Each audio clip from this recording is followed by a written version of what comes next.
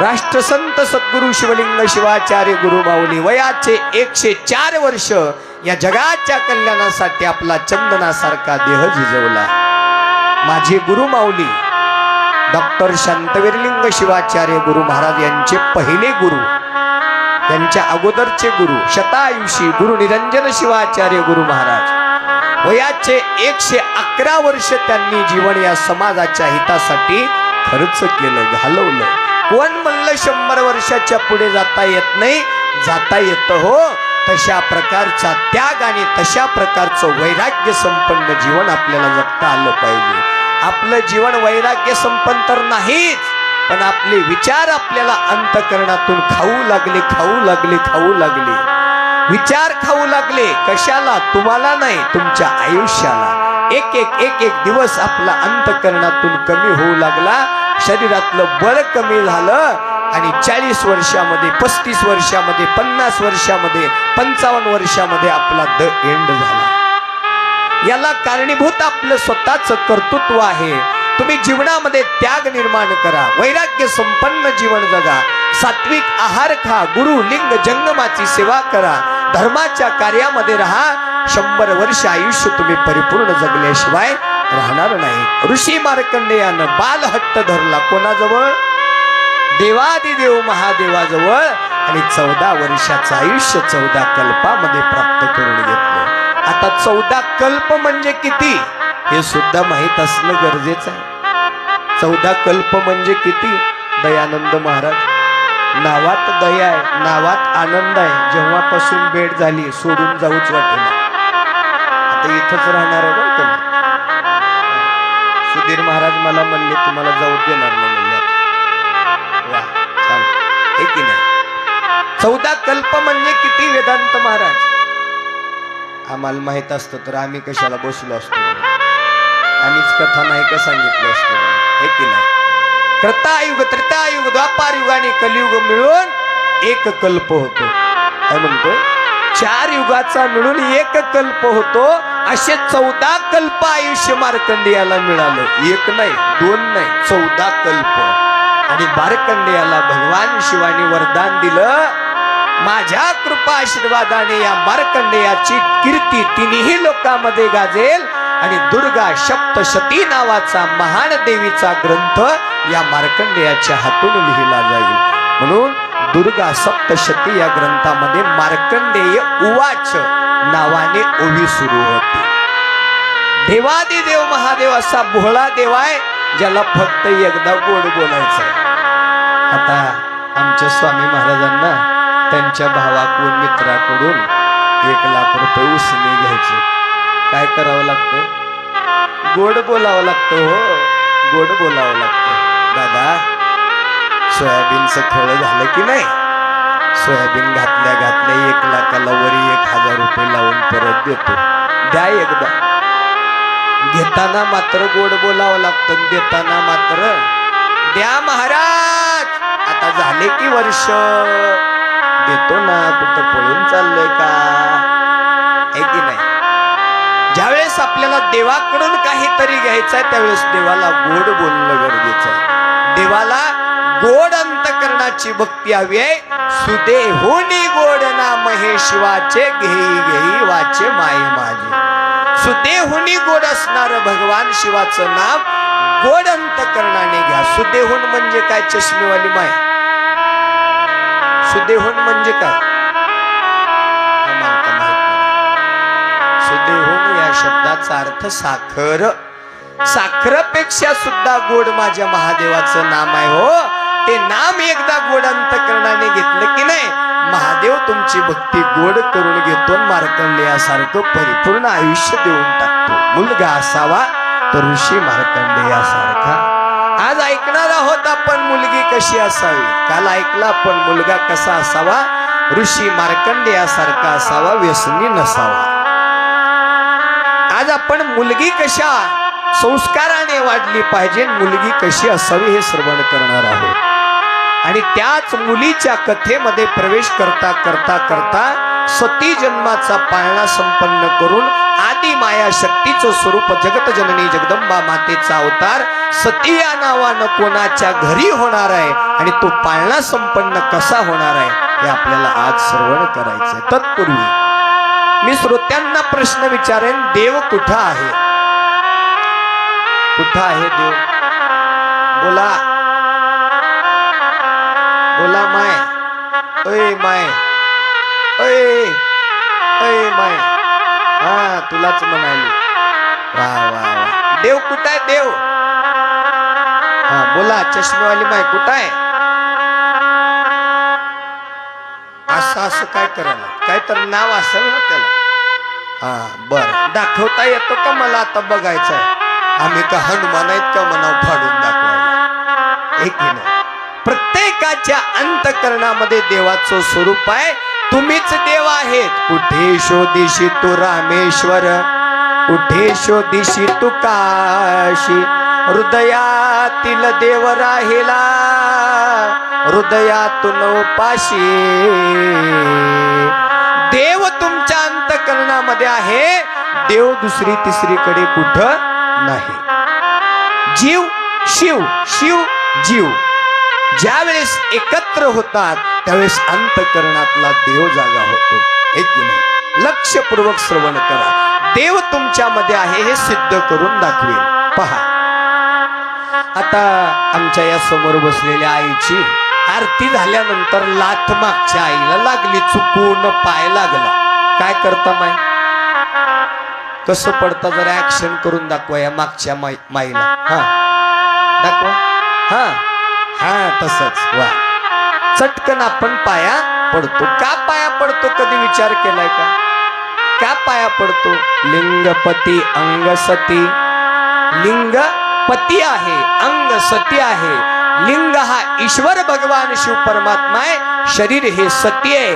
ज्या दिवशी आपल्या गळ्यामध्ये इष्टलिंग आला, अंतरंगातला देव जागृत झाला आणि तुमच्यामध्येच देवाचं वास्तव्य आहे, म्हणूनच पाया पडण्याची प्रथा आहे। आय एम रिअली सॉरी, इसमें मेरी कोई गलती नाही असं नाही म्हणत आपण, चटकन पाया पडतो। एक नाही, त्याच्या पुढे उदाहरण दे। सकाळी सकाळी आमचे नवतरुण युवक मंडळी, पुरुष मंडळी स्नान करून घराच्या बाहेर पडतात आणि आपले मित्र मंडळी भेटली की नाही हात जोडून म्हणतात शिवशरणा, म्हणता की नाही आप्पा? बद्रीनाथ आप्पा म्हणता की नाही? शिवशरणार म्हणता की नाही? मग म्हणा ना एकदा शिवशरणार। वा वा, शिवशरणात म्हणता, पण याचा अर्थ कधी माहित करून घेतलाय का? आता ऐका सांगतो।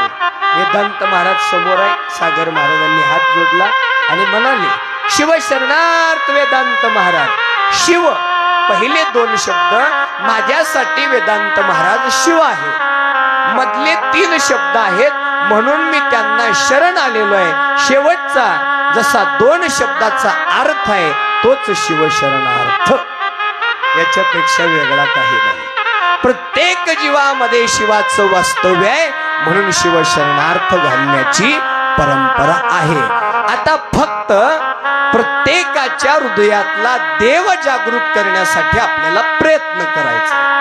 मग प्रत्येकाच्या हृदयातला देव जागृत करण्यासाठी आपल्याला पहिल्यांदा आपलं अंतःकरण शुद्ध करून घ्यावं लागणार आहे। पहा, प्रत्येकामध्ये देव आहे, पण कुणाचा देव राक्षस प्रवृत्तीने वाटचाल करतोय, कुणाचा देव सत्याच्या मार्गाने वाटचाल करतोय, कुणाचा देव व्यर्थ गोष्टीमध्ये गुरफटून पडलेला आहे, कुणाचा देव तापट आणि रागीट स्वभावामध्ये गुरफटत फिरू लागलेला आहे। मग अशा या सर्व देवाला सात्विक मार्गामध्ये बांधून अगदी सात्विक विचाराने जागृत करण्यासाठी, तुम्हाला चांगल्या मार्गावर चालवण्यासाठी तुमच्या अंतःकरणातला देव जागृत करायचा असेल तर अंतःकरण शुद्ध होणं गरजेचं आहे।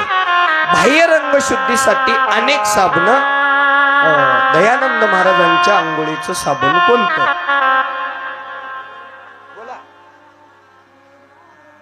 वाह, नंबर 1, क्या बात है। गोदरेज नंबर 1 का नुसतं नंबर 1? वाह, ठीक आहे। हा सिस्टम दादा, तुमचं कोणतं आंघोळीचं साबण? डायरेक्ट आहे? अवघड काय झालं की बाबा माझ्याकडे का आले मला? इकडे स्वामी महाराज तुमचं कोणतं आहे? वा क्या बात आहे डेटॉल इकडं लायबॉय.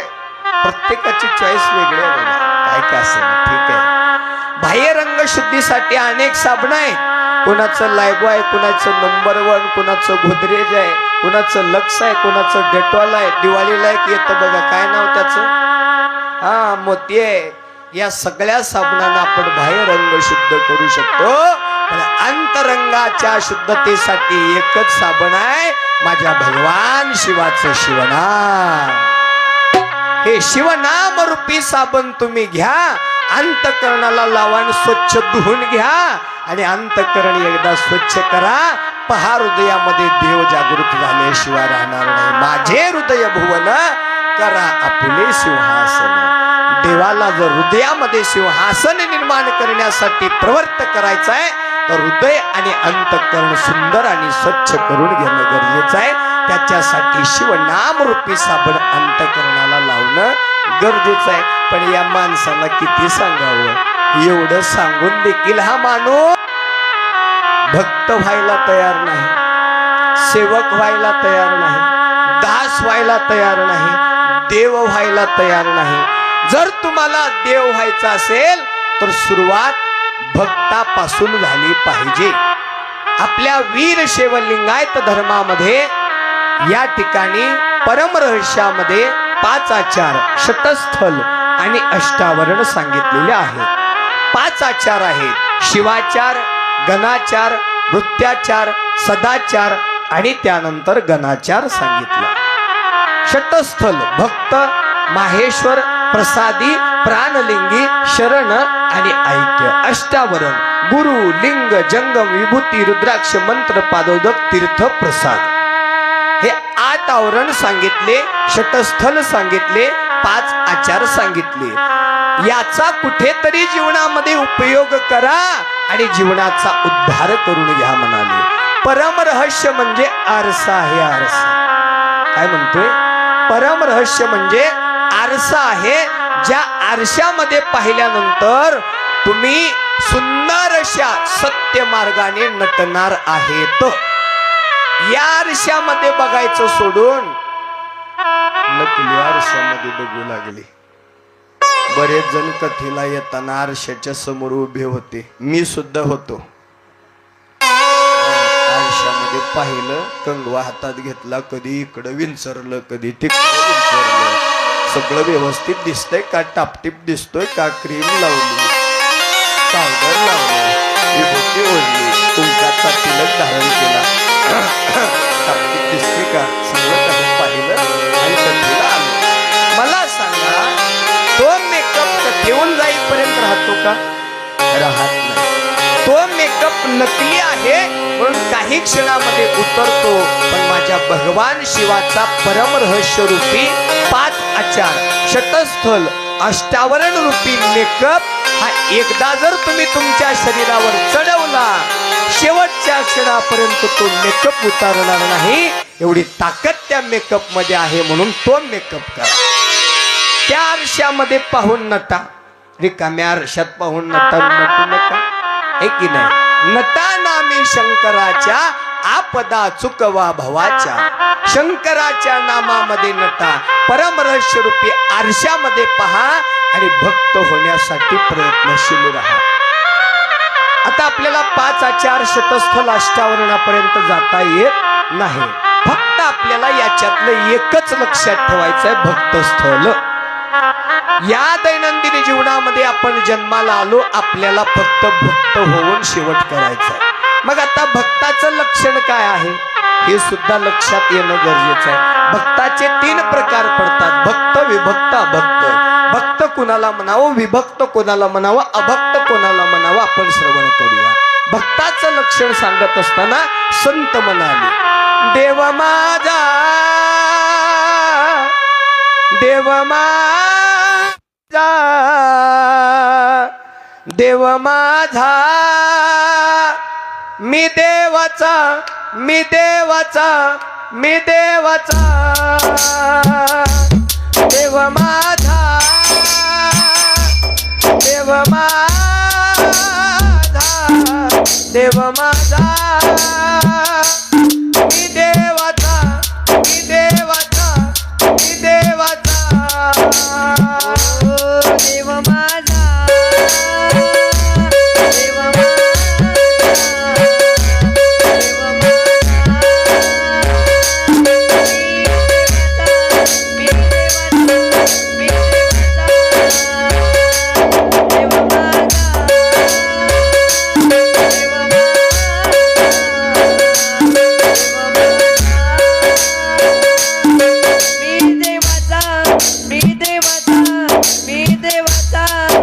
देवा अवघी तुझी सत्ता देवा अवघी तुझी सत्ता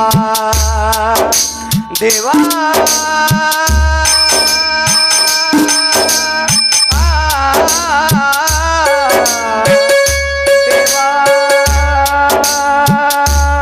देवा देवा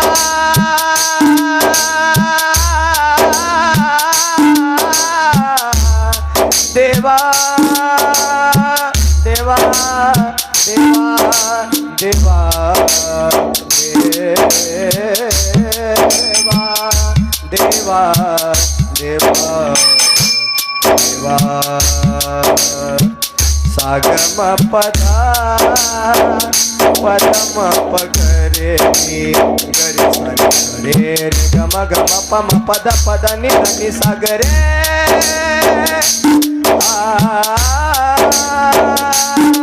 एक राधा एक मीरा दोनों ने श्याम को चाहा अंतर क्या दोनों की चाह में बोलो एक प्रेम दीवानी एक दरस दीवानी एक प्रेम दीवानी एक दरस दीवानी एक प्रेम दीवानी एक दरस दीवानी एक प्रेम दीवानी एक दरस दीवानी ओ राधा ने मधुबन में ढूंढा मीरा ने मन में चाहा पदम पदा पदम पगरे गरे सरे गम गम पम पद पद नि धनि सगरे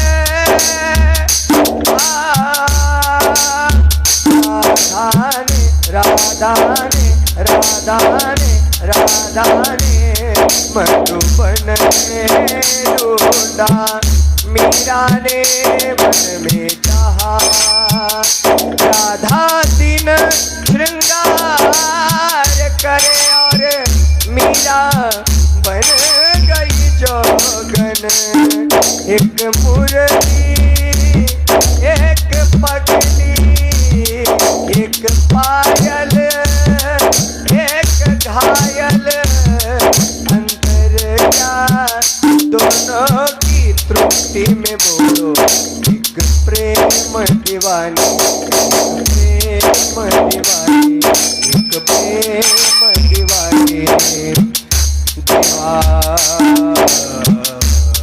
देवा देवा अवघी तुझी सत्ता देवा अवघी तुझी सत्ता देवा अवघी तुझी सत्ता देवा अवघी तुझी सत्ता सत्ता सत्ता देव माता देव माता देव माता देवता देवता देवता नमः पार्वती पतये शिव हर हर भक्त होण्यासाठी लक्षण सांगितलं ज्याला भक्त व्हायचंय त्याच्या अंतःकरणामध्ये ही भावना जागृत झाली पाहिजे कोणती देव माझा आणि मी देवाचा ही भावना ज्याच्या अंतःकरणामध्ये येते तो भक्त त्या ठिकाणी स्थळाला प्राप्त होतो भक्ताच्या पुढे चला विभक्त विभक्त कोणाला म्हणावं शिवकथा ऐकून, कीर्तन ऐकून, पारायण करून, प्रवचन ऐकून आमचे कान पिकले. बास, तुमचं भजन, तुमचा टाळ, तुमचा मर्दंग, तुमचं कीर्तन, तुमची कथा तुम्हीच करा. चाललो आम्ही आमच्या मार्गाला. देवापासून वेगळं होणं याला विभक्त म्हणतात. तिसरा नंबर आहे अभक्त. आता अभक्त कोणाला म्हणावं माय? अभक्त कोणाला म्हणावं? अभक्ताचं लक्षण सांगत असताना संत म्हणतात, इधर ना उधर बीच में आदर. जो भक्त ही नाही, अभक्त नाही. वाळूचा खडा म्हणाले. पहा काय म्हणाले संत? वाळूचा खडा म्हणाले. माता माऊल्या, तुम्ही गॅसवरती दूध उकळायला ठेवले, चहा उकळायला ठेवला, खळ खळ खळ दूध उकळू लागले, चहा उकळू लागला आणि त्याच्यामध्ये एक वाळूचा खडा टाका. किती वर्षानं शिजल? किती दिवसांनी शिजल? किती महिन्यांनी शिजल? सांगा. शिजल का? शिजणार नाही. का शिजणार नाही? तो वाळूचा खडा आहे म्हणून शिजणार नाही. असा वाळूचा खडा जसा दुधात टाकल्यानंतर शिजत नाही, अशा वाळूच्या खड्यासारखे काही अज्ञानी लोक आहेत. त्यांना वाळूच्या खड्याची उपमा दिली संतांनी. वाळू शिजेना दुधात, ओ वाळू शिजेना दुधात, ओ वाळू शिजेना दुधात.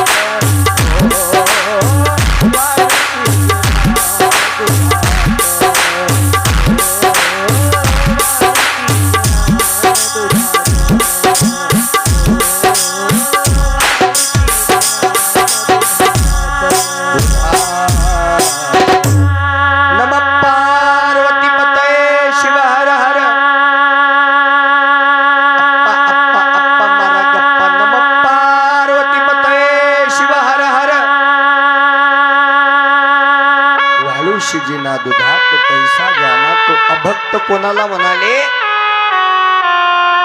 ज्या माणसाला परमरहस्य सांगून शिजवा, शिवकथा सांगून शिजवा, शिवपाठ सांगून शिजवा, पारायण सांगून शिजवा, कीर्तन सांगून शिजवा, शिजायलाच तयार नाही अशा अज्ञानी माणसाला वाळूचा खडा म्हणाले. मग आपल्याला वाळूचा खडा बनायचा का? नाही नाही. विभक्त व्हायचंय का? नाही नाही. आपल्याला भक्त व्हायचंय आणि भक्त होऊन हृदयातला देव जागृत करायचा आहे. आणि या हृदयातला देव जागृत करण्यासाठी आपल्याला काय करायचं आहे? अंतःकरण शुद्ध करून घ्यायचं.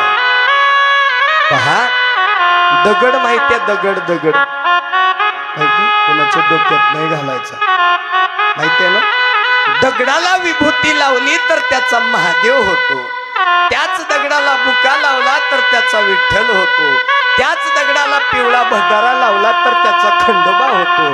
त्याच दगडाला गुलाल लावला तर त्याचा ज्योतिबा होतो. त्याच दगडाला अष्टगंध लावला तर त्याचा श्री गुरुदेव दत्त होतो. त्याच दगडाला शेंदूर लावला तर त्याचा मसोबा होतो. त्याच दगडाला काव लावला तर त्याचा पांडव होतो. पण माणसाला कोणता कलर लावावा जेणेकरून माणसातला देव दिसेल? शिवनाम रूपी कलर, शिवकथा रूपी कलर, कीर्तन रूपी कलर, गुरु लिंग जंगम सेवा रूपी कलर, जोपर्यंत तुम्ही तुमच्या अंतकरणाला लावणार नाहीत ना तोपर्यंत अंतकरणातला देव जागृत होणार नाही, अंतकरणातला देव दिसणार नाही, अंतकरणातली माणुसकी जागृत होणार नाही. माणसातली माणुसकी जागी व्हावी, माणसातला देव जागृत व्हावा याच्यासाठी केलेला अट्टहास म्हणजे ही शिवमहापुराण कथा आहे. नारळाला डोळे असतात पण पाहता येत नाही, टेबलाला पाय असतात पण चालता येत नाही, कपाला कान असतात पण ऐकू येत नाही, कंगव्याला दात असतात पण खाता येत नाही, सुईला छिद्र असतं पण श्वास घेता येत नाही, खुर्चीला पाय असतात पण चालता येत नाही. शोकांतिका एकच आहे, माणसाजवळ हे सगळं असून माणसाला माणसातली माणुसकी दाखवता येत नाही. हीच मोठी शोकांतिका. माणसातली माणुसकी जागी व्हावी याच्यासाठी शिवनाम रूपी कलर तुम्ही तुमच्या अंतकरणाला लावा, तरच हे जीवन तुम्ही भवसागर करून जाणार आहात, तरच या जीवाला कल्याण आणि मुक्तीचा ठरवा की मला भक्त व्हायचंय, मला दास व्हायचंय, मला सेवक व्हायचंय. सेवा करावी निर्मळ होय सुखाचा सुकाळ. निर्मळ अंतकरणाने सेवा केल्यानंतर जीवनात सुखाचा सुकाळ येतो. त्याच्यासाठी सर्वांनी प्रयत्नशील राहा. सगळीच माणसं आहेत पण माणसामध्ये बदल आहे बरं दयुष भैया. सगळी माणसं आहेत पण माणसामध्ये बदल आहे. कसं आहे का? आमच्या मोठ्या बंधूंचं नाव आहे दयुष स्वामी, तुमचंही नाव दयानंद स्वामी. मॅचिंग झाली ठीक आहे. गेल्या 4 दिवसापासून मला त्यांचं रूप तुमच्यात दिसतं ठीक आहे. 2 प्रकारची माणसं लक्षपूर्वक ऐका. श्रेष्ठ कोणती तुम्ही सांगा. काही माणसं अशी आहेत जे देवाला मानतात, देवदेव करतात, संतांना मानतात, पण देवासारखं संतांसारखं अजिबात वागत नाहीत. आणि काही माणसं देवाला अजिबात मानत नाहीत, संतांना अजिबात मानत नाहीत, पण देवासारखं संतांसारखं वागतात. या दोघांमध्ये श्रेष्ठ कोण? बोला. या दोघांमध्ये श्रेष्ठ कोण? कळालं नाही का? आणखी एकदा सांगतो ऐका. काही माणसं अशी आहेत जे देवदेव करतात, संतांना मानतात, पण संतांसारखं देवासारखं वागत नाहीत. आणि काही माणसं अशी आहेत जी देवदेव करत नाहीत, संतांना मानत नाहीत, पण संतांसारखं देवासारखं वागतात. या दोघांमध्ये श्रेष्ठ कोण? बोला बोला बोला. मोठ्यानं बोल. माईक देऊ का काढून? मोठ्यानं बोल. वा. देवाला न मानता, संतांना न मानता, देवासारखा आणि संतांसारखी वागणारीच माणसं श्रेष्ठ. एकदा जोरदार टाळ्या वाजवा. त्याचा काय उपयोग आहे? एकीकडे देवदेव आहे, एकीकडे संतांची सेवा आहे, आणि एकीकडे कोणाला तरी टाकून बोलतात, मन दुखवतात, अपमान करतात. वरवर दावी शिवाचरण, पर्यांतरी अनाचार, परमर्षामध्ये ओवी. इकडे देवदेव करतात आणि तिकडे कोणाचं तरी मन दुखवतात. त्या देवदेवाचा काही उपयोग अजिबात नाही. मग देवदेव न करता देवासारखं वागणारीच माणसं या ठिकाणी श्रेष्ठ आहेत. अहो, माणसाने माणसासारखं बनावा आणि उसासारखा गोड स्वभाव ठेवावा. माणसानं आपला चांगला स्वभाव कधीच सोडू नये, वाईट स्वभाव जाळून टाकावा. ऊस माहितीये, ऊस किती जणांनी खाल्ला? हात वरी करा. बोला. खाल्ला? मग वरी करा ना, बक्षीस देणार. हा, सगळ्यांनी खाल्ला. हा, ऊस माहितीये सगळ्यांना. चला, ऊसाला काय केलं जातं? प्रमाण दिलं. तोडिता मोडिता सोलिता पिडिता अग्निने जाळीता चवीनं सोडी. प्रमाण आहे. तोडिता मोडिता सोलिता पिडिता अग्निने जाळीता चवीनं सोडी. ऊसाला तोडलं जातं, मोडलं जातं, सोललं जातं, मशीन मध्ये घालून पिळलं जातं, अग्नीनं जाळलं जातं, मग त्याचं साखर किंवा गुळ बनतं. मग ऊस असं म्हणतं का?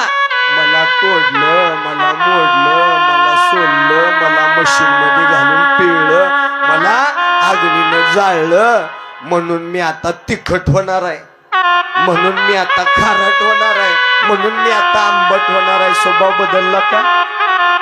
सुरुवातीला ऊस गोड होता, जळून खाक झाल्यानंतर सुद्धा गोडच राहिला. हे ऊसाकडून आपल्याला शिकायचं आहे. ऊसानं ऊन सोसलं, सावली सोसली, छाननीचे घाव सोसले, हे की नाही? धार धार शस्त्राचे घाव सोसले, अग्नीच्या यातना सोसल्या, तरी सुद्धा गोड स्वभाव सोडला नाही. तसंच माणसानं जीवनामध्ये आपला चांगला स्वभाव, गोड स्वभाव कदापि सोडता कामा नये. त्याच माणसाच्या अंतःकरणातला देव त्या ठिकाणी जागृत होतो आणि तोच माणूस सत्याच्या मार्गावरती वाटचाल करतो, असं शिव महापुराण कथा सांगते. जीवनामध्ये सर्वच माणसं आहेत, सर्वांनाच आपापल्या कर्मानुसार या ठिकाणी फळ मिळत असतं. केलिया कर्माचे भोगावे ते फळ, पापे घडे छळ पुण्य सुख. ज्यानं जसे कर्म केले त्याला त्याची परतफेड करावी लागते. आता वेदांत महाराजांना भूक लागलेली आहे. सागर महाराजांना जेवल्यानंतर वेदांत महाराजांचं पोट भरत नाही. वेदांत महाराजांनी स्वतःच भोजन करावं लागतं तर त्यांचं पोट भरतं. त्याच अनुषंगानं ज्या जीवानं कर्म चांगले केले त्याला सुख आहे, वाईट कर्म केले त्याला परतफेड म्हणून दुःख आहे.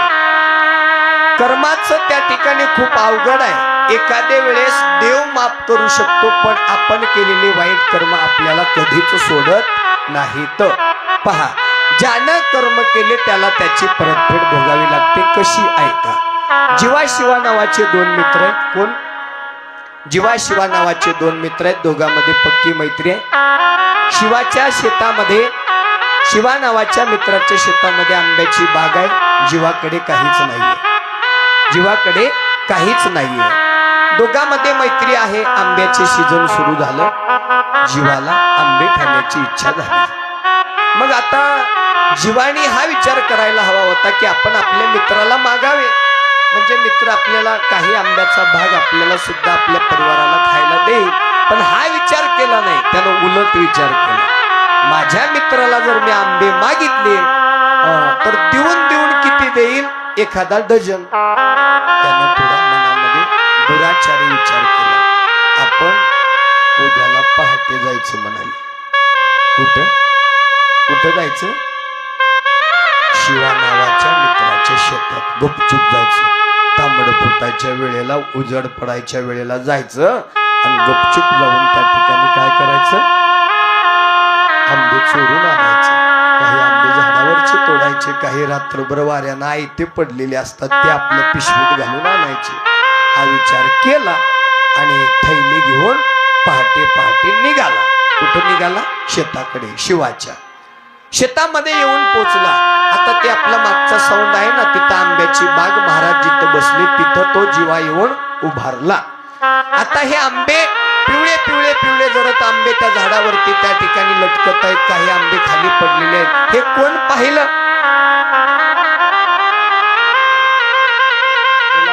कोण पाहिलं?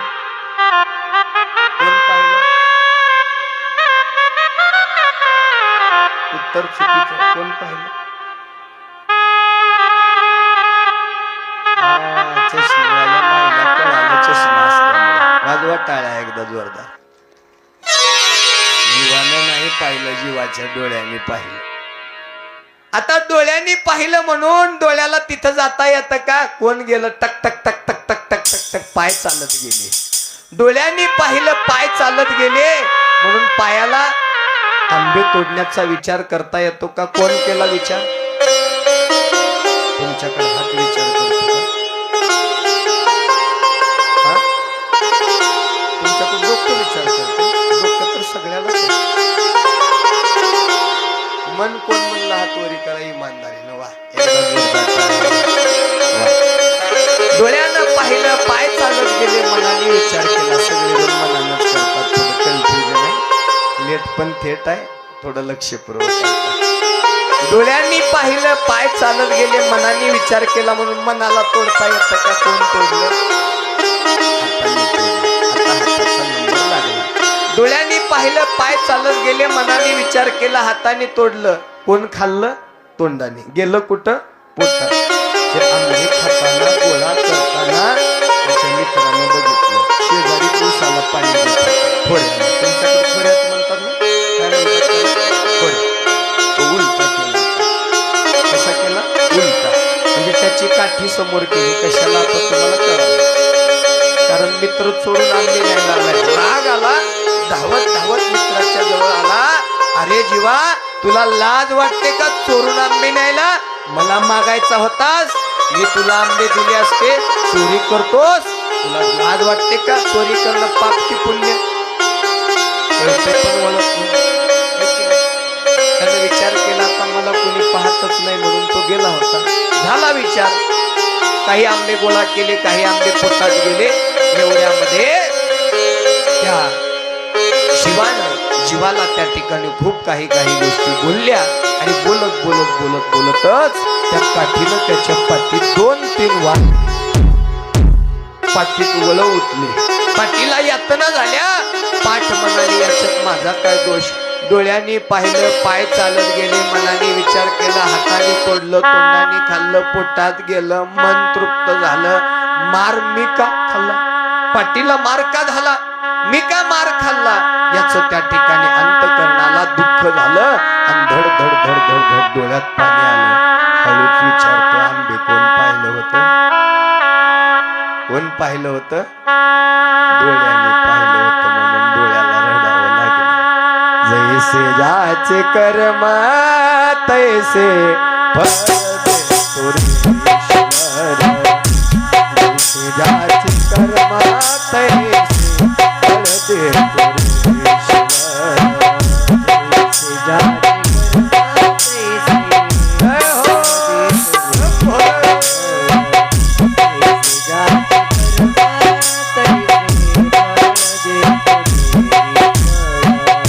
जगी जीवनाचे सार घ्यावे जाणून सत्वर. जगी जीवनाचे सार घ्यावे जाणून सत्वर. जैसे जाचे कर्म तैसे फळ देतो रे ईश्वर. जैसे जाचे कर्म तैसे फळ देतो रे ईश्वर. जैसे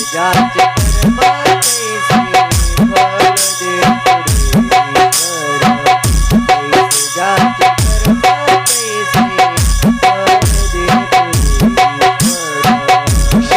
सुखासाठी आकुला कोणी होतो नीती भ्रष्ट. कोणी त्यागी जीवन आपुले दुःख जगी करण्या नष्ट. क्षणिक सुखासाठी आपुल्या कोणी होतो नीती भ्रष्ट. कोणी त्यागी जीवन आपुले दुःख जगी करण्या नष्ट. देह करी जे जे काही हो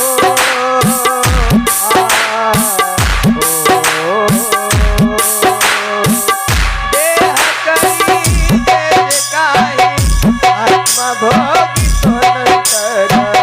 जैसे जाचे कर्म तैसे फळ देतो रे ईश्वर. जैसे जाचे कर्म तैसे फळ देतो रे ईश्वर. जैसे जाचे कर्म तैसे फळ देतो रे ईश्वर. मना खंत वाटून जाचे शुद्ध होई अंतःकरण. क्षमा करी परमेश्वर त्या जातो तयाला जो शरण. मना खंत वाटून जाचे शुद्ध होई अंतःकरण. क्षमा करी परमेश्वर त्या जातो तयाला जो शरण. अंत पृथ्वीचा बगाला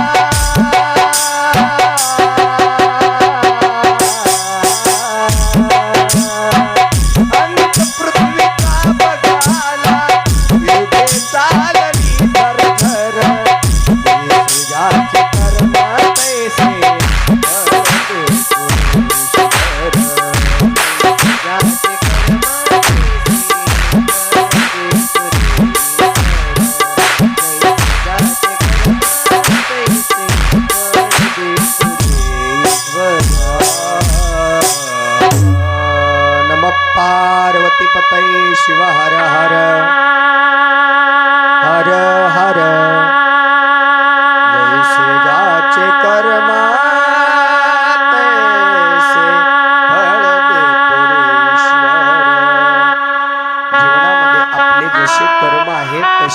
आपल्याला फळ मिळत असतात. म्हणून म्हटलेलं आहे, कर्म तेरे अच्छे है तो किस्मत तेरी दासी है. कर्म तेरे अच्छे है तो किस्मत तेरी दासी है. नियत तेरी अच्छी है तो घर में मथुरा काशी है. घर में मथुरा काशी है. घर में मथुरा काशी है. कर्माचा आरसा स्वच्छ करा. जीवनामध्ये तुम्हाला सुख आणि समाधान प्राप्त झाल्याशिवाय राहणार नाही. चोरी करणाऱ्या चोराला वाटतं मला कोणी पाहतच नाही. चोरी करणारा चोर भेस बदलून एखाद्या दुकानामध्ये एखाद्या घरामध्ये चोरी करण्यासाठी येतो. सगळीकडे पाहतो कुठं कॅमेरा लावलाय का. पटकन ते सगळे कॅमेरे फोडून टाकतो आणि मनसोक्त चोरी करतो. चोरी झाल्यानंतर मनात विचार करतो, मला कोण पाहिले का. अगोदर बघावं. समोर बघतो, मला कोण पाहिले का. मागे बघतो, मला कोण पाहिले का. डावीकडे बघतो, मला कोण पाहिले का. उजवीकडे बघतो, मला कोण पाहिले का. आणि निघून जातो. एक जागात विसरतो बघायचं. माझ्या महादेवाचा ऑनलाईन 24 तास 24 घंटे 4K 8K 100K 200K HD camera फुल HD कॅमेरा लावून ठेवलेला आहे. त्याच्यामध्ये ज्या गोष्टी रेकॉर्ड होतात की नाही त्या डिलीट ही होत नाहीत, स्क्रॅप ही होत नाहीत, आहे की नाही. अनंत काळ टिकून राहणाऱ्या त्या रेकॉर्डमध्ये गोष्टी, त्याचा हिशोब तुम्हाला शेवटी त्याच्या दरबारामध्ये भोगावा लागतो. म्हणून एकदा कधी कधी वरी बघत कर्म करत चला, म्हणजे हातून वाईट कर्म होणार नाही. या नकली कॅमेऱ्यातून तुम्ही वाचाल, पण देवाच्या कॅमेऱ्यातून कधीच वाचणार नाही. हे CCTVचा जन्म कधी झाला माहितीये? माणसाने माणसावर टाकलेला विश्वास जेव्हा तुटला तेव्हा दरवाजाचा जन्म झाला. आणि त्या विश्वासावर देखील जेव्हा तडा झाला, तडा गेला, तेव्हा कुलपाचा जन्म झाला.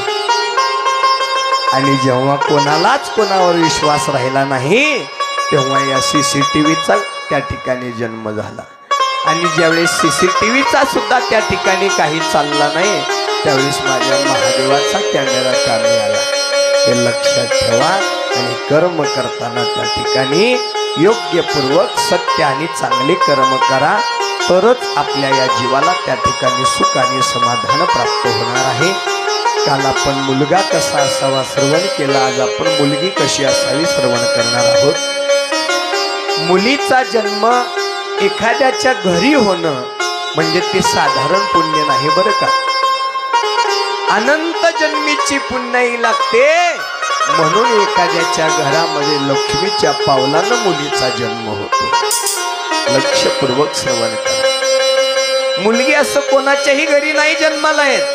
ज्याच्यामध्ये त्या मुलीला सांभाळण्याची क्षमता आहे त्याच्याच घरी लक्ष्मीच्या पावलानं मुलीचा जन्म होतो. मुलगी जन्माला आल्यावर जिलेबी अजिबात वाटू नका. मुलीला वेगळं समजू नका. मुलीला मुलगा समजून पेढे वाटा. कारण म्हातारपणामध्ये एखाद्या वेळेस तुमचा मुलगा लाथा घालून बाहेर काढेल, पण सासरी असलेली मुलगी मात्र तुमची रोज फोनच्या माध्यमातून चौकशी करेल. कारण तिच्या इतकं मायारूपी अंतकरण कोणाला नसतं. कारण ती मुलगी म्हणजे उद्याची आई आहे. आणि आईचं अंतकरण तुम्हाला माहिती आहे कसं असतं. आईची माया वेगळी आहे. किती जरी लेकरानं टाकून बोललं, टाकून दिलं, तर जेवला का बाळा म्हणणारी ती आईच असते, ती मुलगीच असते. लक्षपूर्वक ऐका. आई या शब्दाचा अर्थ सांगता येईल कोणाला? सांगता येईल? वा, एकदा जोरदार टाळ्या वाजवा माझ्या आईसाठी. छान. हा म्हणजे आत्मा, ई म्हणजे ईश्वर. आत्मा आणि ईश्वराचं दर्शन आपल्याला जिच्यामध्ये होतं तिला आई म्हटलं जातं. आई म्हटलं जातं. आई म्हटलं जातं. मग ती आई होण्यासाठी आपल्याला मुलीचा जन्म त्या ठिकाणी प्राप्त होणं गरजेचं आहे. पहा, ही स्त्री, ही माता, ही मुलगी का महत्वाची आहे बघा. जर या माता माऊलीचा जन्म झाला नसता तर छत्रपती शिवरायांचा जन्मही झाला नसता. जर या माता माऊलीचा जन्म झाला नसता तर जगतज्योती महात्मा बसवेश्वर महाराजांचा जन्म झाला नसता. जर या माता माऊलीचा जन्म झाला नसता तर श्री संत शिरोमणी मन्मथ माऊलींचा जन्म झाला नसता. जर या माता माऊलीचा जन्म झाला नसता तर सद्गुरु लिंबया स्वामी महाराजांचा जन्म झाला नसता. असे महान विभूती साधू संत ऋषी मुनी राजे महाराजे आपल्याला प्राप्त झाले. ते कोणामुळं? या आईच्या उदरातून त्यांचा जन्म झाला. मरण्यासाठी अनेक त्या ठिकाणी उपाय आहेत, मार्ग आहेत, पण जन्म घेण्यासाठी एकच उपाय आहे, ते म्हणजे आपल्या आईचं उदर. तिथूनच आपल्याला जन्म घेता येतो. म्हणून स्त्री आहे म्हणूनच या सृष्टीचा त्या ठिकाणी कारभार पुढे चालतो आहे. म्हणून या मुलीला जन्म देणं आज या कलियुगाची गरज आहे. मुलगी जन्माला आल्यानंतर ज्यावेळेस आपण तिला पहिल्यांदा घरामध्ये घेऊन येतो त्यावेळेस मुख्य दरवाजाच्या समोर त्या मुलीचं स्वागत करायचं. हळदी कुंकू लावून तिची आरती करून पूजा करायची. एका ताटामध्ये ओलं कुंकू करून घ्यायचं आणि त्या चिमुकलीचे 2 पाय त्या कुंकामध्ये भिजवायचे आणि मुख्य दरवाजाच्या मेन गेटच्या वरती त्या ठिकाणी त्या लक्ष्मीचे पावलं त्या ठिकाणी उमटवायचे. साक्षात जगाची लक्ष्मी माता तुमच्या घरामध्ये अवतार घेणार आहे, त्या घरात समाधानाची प्राप्ती होणार आहे. एवढी ताकद या मुलीच्या जन्माने त्या ठिकाणी प्राप्त होते. मग या मुलीनं कोणत्या संस्काराने वाढलं पाहिजे? शिव महापुराण कथा आपल्याला सांगत आहे. लहानपणापासून या मुलीने एकच गोष्टीचा विचार करावा. ज्या आई बापाने आपल्याला कधीच मुलगी मानलं नाही, मुलासारखं प्रेम दिलं आणि 18-19 वर्षापर्यंत आपल्याला काळजाच्या तुकड्याप्रमाणे सांभाळलं, त्या आई बापाच्या डोळ्यात आपल्या कुठल्या वाईट कृत्यामुळे डोळ्यात पाणी नाही आलं पाहिजे, असं प्रत्येक मुलीच्या हातून घडलं पाहिजे. मुलगी कशी असावी? मुलग्या कोणत्या संस्काराने वाढावी? शिव महापुराण कथा सांगते आहे. मुलीने एकच कृत्य जीवनामध्ये करायचं नाही, ते कृत्य मी पुढे सांगणार आहे.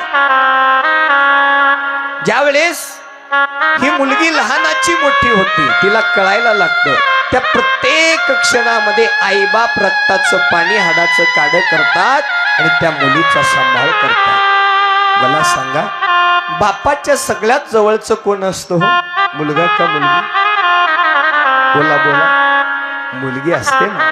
मुलगी म्हणजे बापाच्या काळजाचा तुकडा, प्यारी परी असते. या मुलीनं बापाच्या कष्टाची जाणीव त्या ठिकाणी ठेवावी.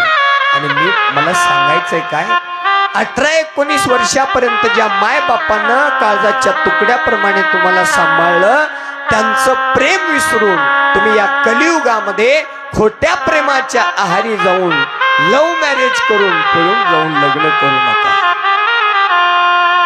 काय म्हणतोय? पळून जाऊन लग्न करू नका. का लग्न करू नका पळून जाऊन? गरुड पुराणामध्ये लिहून ठेवलेलं आहे, ज्या मुलीचं कन्यादान तिच्या बापाच्या जीवनामध्ये प्राप्त होत नाही, तो बाप मेल्यानंतर रवरव नावाच्या महानरकामध्ये जातो. त्याला उखळत्या तेलामध्ये टाकून विस्तवाच्या अग्नीचे डाग दिले जातात, महान यातना दिले जातात. माझ्या बहिणींनो, विचार करा, ज्या बापानं आपल्या जीवनाचा संघर्ष लिहिला, तुमच्या वाईट कृत्यामुळे जर तुमच्या माय बापाला नरकात जावं लागत असेल, तर माय बापांनी तुम्हाला जन्म देऊन चूक केली असं म्हणायला काही हरकत नाही. प्रेम वेगळं आहे आणि मोह वेगळा आहे. प्रेमाची व्याख्या वेगळी सांगितलेली आहे संतांनी. प्रेम म्हणजे आहे तरी काय? जिथे अपेक्षा नाही, जिथं वासना नाही, जिथं स्वार्थ नाही, त्याला प्रेम म्हटलं जातं. ते प्रेम फक्त साधू संत देव आई वडीलच आपल्यावरती करू शकतात. माणसं माणसाला एखाद्या वेळी प्रेमामध्ये धोका देतील, पण देवावर केलेलं प्रेम आपल्याला कधीच धोका देत. प्रेमाची व्याख्या वेगळी आहे आणि मोहाची व्याख्या वेगळी आहे. प्रेम म्हणजे निस्वार्थ भावना, प्रेम म्हणजे अपेक्षा नाही, प्रेम म्हणजे स्वार्थ नाही. आणि जिथे स्वार्थ आहे, मोह आहे, त्याला प्रेम नाही म्हटलं जातं, तर त्याला मोह नाव दिलेलं आहे. म्हणून मुलगी असेल, मुलगा असेल, आपल्या मनातला जोडीदार आपल्या आई वडिलांच्या समोर ठेवा आणि आई वडिलांच्या इच्छेने विवाह करा. अन्यथा प्रेम एका सोबत, लग्न एका सोबत असं जर झालं तर शरीर एका ठिकाणी आणि मन एका ठिकाणी राहील आणि तुमच्या एका चुकीमुळे दोन्ही परिवाराचं नुकसान झाल्याशिवाय राहणार नाही. म्हणून प्रेम करायचंच आहे तर ज्याच्या सोबत तुमचं लग्न होणार आहे त्याला जीव लावा आणि त्याच्यावर प्रेम करा. चारित्र्य संपन्न जीवन जगा, चारित्र्याला डाग लागू देऊ नका.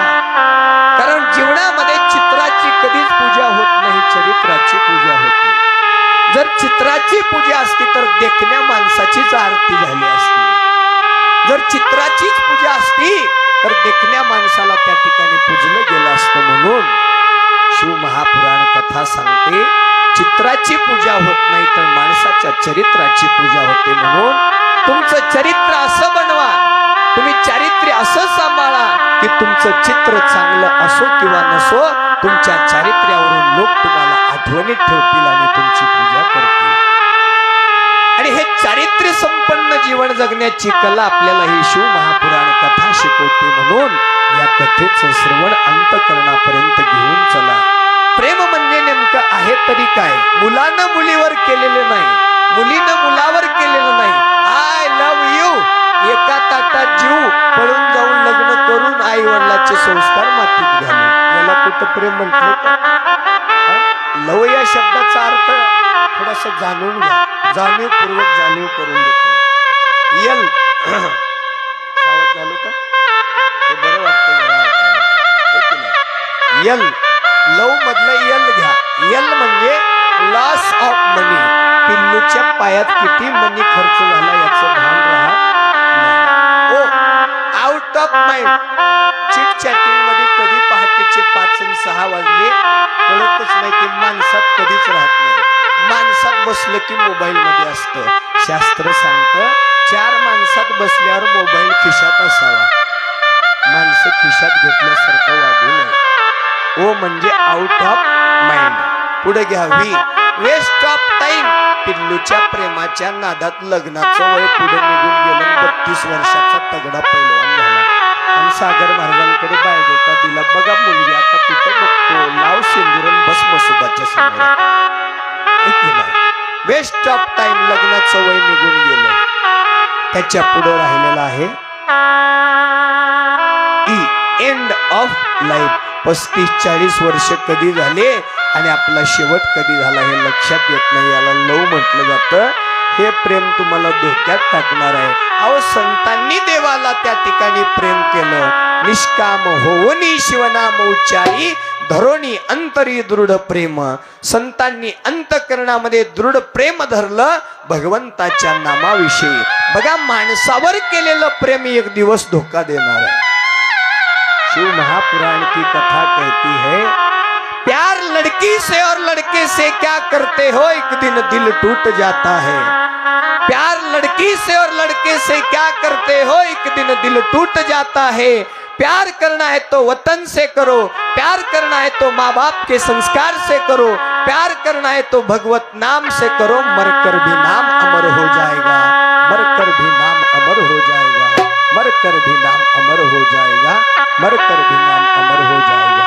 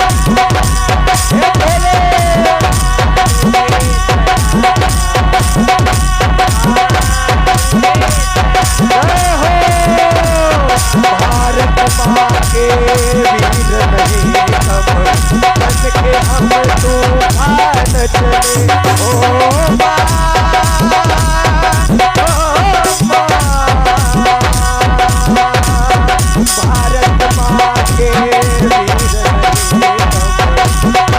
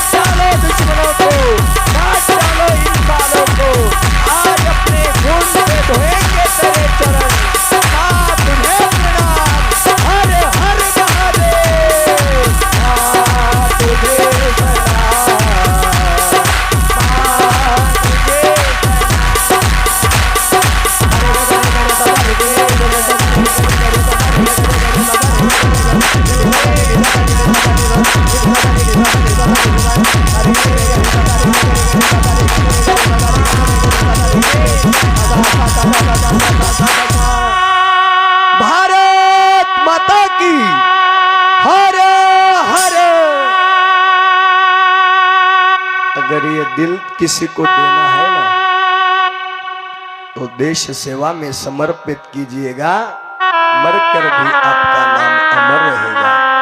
माणसावर माणसाने केलेलं प्रेम एखाद्या वेळेस धोका देऊ शकतं, पण देश सेवेवर, या धरणी आईवर, भगवंत रूपी आईवर, आई वडिलांच्या संस्कारावर केलेलं प्रेम कधीच वाया जात नाही. प्रेमाची व्याख्या शिव महापुराण कथेमध्ये या ठिकाणी सांगितलेलं आहे. प्रेम म्हणजे आहे तरी काय, या प्रेमाची व्याख्या शिवपुराणामध्ये उल्लेखनीय रूपानं सांगितलेली आहे. सर्वांनी अगदी काया वाचा मनाने या प्रेमाची व्याख्या त्या ठिकाणी तुम्ही श्रवण करा. वो कौन सी चीज है जो यहाँ नहीं मिलती, सब कुछ मिलता है यहाँ लेकिन माँ नहीं मिलती. माना कि प्रेम जरूरी है, माना कि प्रेम जरूरी है, लेकिन माँ बाप से बढ़कर भी तो जरूरी नहीं है. संत म्हणतात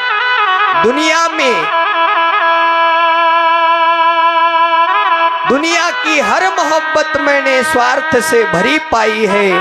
पवित्र प्यार की खुशबू मेरे माँ बाप के चरणों से आई है, मेरे माँ बाप के चरणों से आई है, मेरे माँ बाप के चरणों से आई है.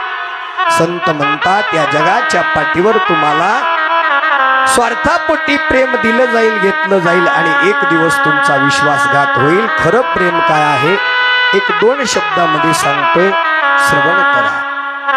कितीही जवळ जाणार असेल तरी गाडी सावकाश चालव आणि पोहोचल्यावर फोन कर, असं आईचं काळजीचं बोलणं म्हणजे खरं प्रेम आहे. दिवाळीला स्वतःसाठी कपडे न घेता मुलांसाठी मुलींसाठी पसंतीतले महागडे कपडे घेणारे बाबा म्हणजे खरं प्रेम आहे. कितीही मस्ती केली तरी, रात्री लेट झाले तरी आई बाबांना न सांगता हळूच दार उघडणारे आजी आजोबा म्हणजे खरं प्रेम आहे. कितीही वाद झाले तरी दादा जेवलास काशी विचारणारी बहीण म्हणजे खरं प्रेम आहे.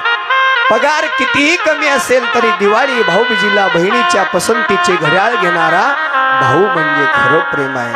आणि या सर्वांची काळजी घेऊन स्वतःची काळजी न करता सकाळी पहाटे उठून जेवणाचा डबा बनवणारी बायको म्हणजे खरं प्रेम आहे. आपल्या परिवाराचं प्रेम जपा, या जगाच्या पाठीवर तुम्हाला कधीच दुःख आणि तुमचा विश्वासघात होणार नाही. म्हणून माझ्या या शिव महापुराण कथेच्या माध्यमातून जेवढे काही युट्यूबच्या माध्यमातून माझ्या बहिणी ही कथा श्रवण करत आहेत, त्या सर्व बहिणींना विनंती करेन, महाराज शब्द थोडा बाजूला ठेवा आणि तुमचा भाऊ म्हणून एक शब्द लक्षामध्ये ठेवा. हे पहा, तुम्हाला कथेला नाही येता आलं नका येऊ, कीर्तनाला नाही येता आलं नका येऊ, कुठला श्रावणातला उपवास नाही धरता आला नका करू, कुठली पूजा नाही करता आली नका करू, कुठलं व्रत वैकल्प नाही करता आलं नका करू. फक्त या भावाचा एकच शब्द लक्षात ठेवा. ज्या मायबापांनी तुम्हाला जन्म दिला, ज्या मायबापांनी काबाड कष्ट करून तुम्हाला लहानाचं मोठं करून पदावर प्राप्त करून दिलं, अशा मायबापाची चार चौघातून जात असताना तुमच्या वाईट कृत्यामुळे तुमच्या मायबापाची मान खाली नाही गेली पाहिजे, असं कृत्य करू नका. शिवकथा ऐकल्याचं पुण्य तुम्हाला तिथं मिळणार. एवढं एकच करा, बाकी काही करायची गरज नाही. बापाचं प्रेम, बापाची माया ही प्रत्येक मुलीनं जाणली पाहिजे. बाप म्हणजे आहे तरी काय, बाप म्हणजे बापच असतो.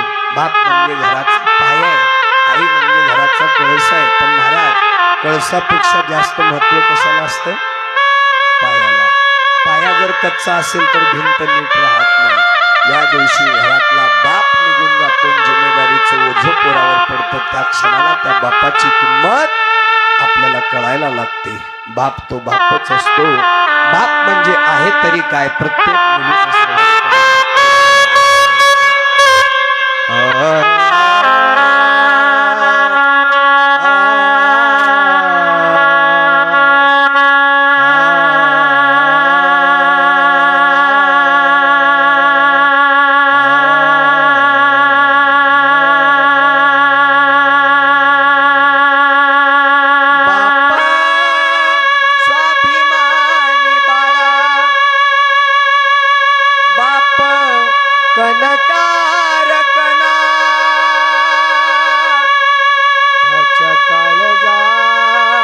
सुद्धा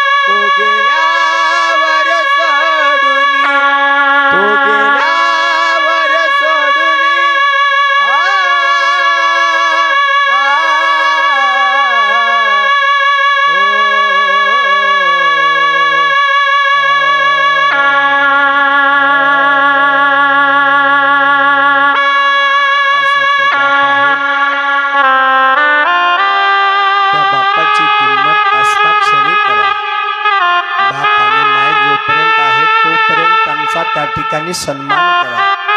मायबाप गेल्यानंतर पुन्हा पंक्तीवर पंक्ती करून मग पुन्हा देखावा करून काहीच उपयोग नाही. जोपर्यंत मायबाप जिवंत आहेत तोपर्यंत गुरुपौर्णिमेला त्यांची पाद्यपूजा करा गुरु म्हणून. नवीन वस्त्र त्यांना प्राप्त करून द्या. त्यांच्या वाढदिवसाला घरात एखादं कीर्तन, कथा, एखादं शिवभजन, अभिषेक, गुरुची पाद्यपूजा, जंगमांना प्रसाद, दान, धर्म, दक्षिणा देण्याचा संकल्प करा. त्यांच्या डोळ्यापुढे त्यांना समाधान द्या. गेल्यानंतर फोटोला हार चढवून काहीच उपयोग नाही. आहे तोपर्यंत त्यांची किंमत करा. ज्याला हात नाही विचारा हाताची किंमत, ज्याला पाय नाही विचारा पायाची किंमत, ज्याला डोळा नाही विचारा डोळ्याची किंमत, तसंच ज्याला आई आणि बाप नाहीत विचारा त्यांना त्या बापाची किंमत. बाप तो बापच असतो. माझ्या ताईंनो, माझ्या दिदींनो, एकदा त्या बापाच्या पाचाकडे बघा हो. शेतात काबाड कष्ट करून येणारा बाप, त्याच्या पाचातून त्या ठिकाणी रक्ताच्या धारा येऊ लागल्या. पाचाला भेगा पडल्या, बनियांना भेगा पडल्या, चप्पलला भेगा पडल्या. हे तुमच्या नशिबाची त्या ठिकाणी भोग तुमच्या त्या बापाच्या नशिबाला त्या ठिकाणी पडलेलं असतं. आपल्या पूर्वज बापांनी, आपल्या पूर्वज आजोबांनी, आपल्या पूर्वज पंजोबांनी खूप कष्ट सोसली. दारोदारी भीक मागितली, भिक्षा मागितली, तुम्हाला त्या ठिकाणी लहानाचं मोठं केलं. त्याची जाणीव तुम्ही सर्वांनी करा. बाप जोपर्यंत आहे तोपर्यंत जपा. एकदा माझ्या ताईनं त्या बापासाठी कधीतरी एखादं तेलाचा डबा घेऊन, एखादी तेलाची डबी घेऊन बापाचा पाय कधी चेपलाय का? कधी बापाच्या तळपायाला कधी तेल लावून मालिश केलंय का? कधी बापाच्या डोक्याला झेंडूबाम लावून कधी बापाची काळजी घेतली का? एकदा विचार करा मनाला.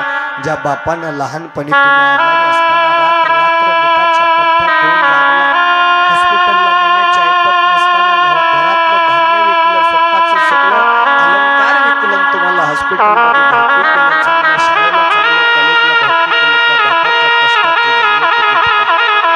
बाप जिवंतपणी मेल्यासारखा जगतोय. ज्यावेळेस त्याच्या काळजाच्या तुकड्यानं त्याला धोका देऊन पळून जाऊन लग्न केलं. एवढं मात्र कृत्य जीवनामध्ये करू नका.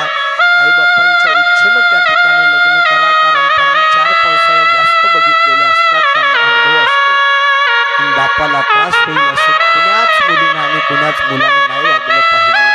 प्रत्येक दिदीने एकदा तरी आपल्या बापाच्या यातना त्या ठिकाणी पहा, जपा आणि या आई बापाचं प्रेम खरं आहे हे जाणून घेऊन त्यांच्या प्रेमाला तडा जाऊ देऊ नका. एवढी या भावाची हात जोडून तुमच्या चरणावर साष्टांगपणे पाठ विनंती आहे. एवढं जर तुम्ही तुमच्या जीवनामध्ये केला तर खऱ्या अर्थाने ही शिवकथा फळाला आली असं म्हणायला काही हरकत नाही. मुलगी कशी असावी माहिती? संस्कारानं वागणारी, आई वडिलांच्या मार्गदर्शनाखाली आई वडिलांचं नाव लौकिक करणारी, स्वतः स्वावलंबाने जगणारी, शास्त्र आणि शस्त्राचा अभ्यास असणारी, अभिमानाने जगून आपल्या आई वडिलांचं नाव मोठं करणारी, मान उंचावत ठेवणारी मुलगीच प्रत्येकाच्या वंशामध्ये जन्माला यावी.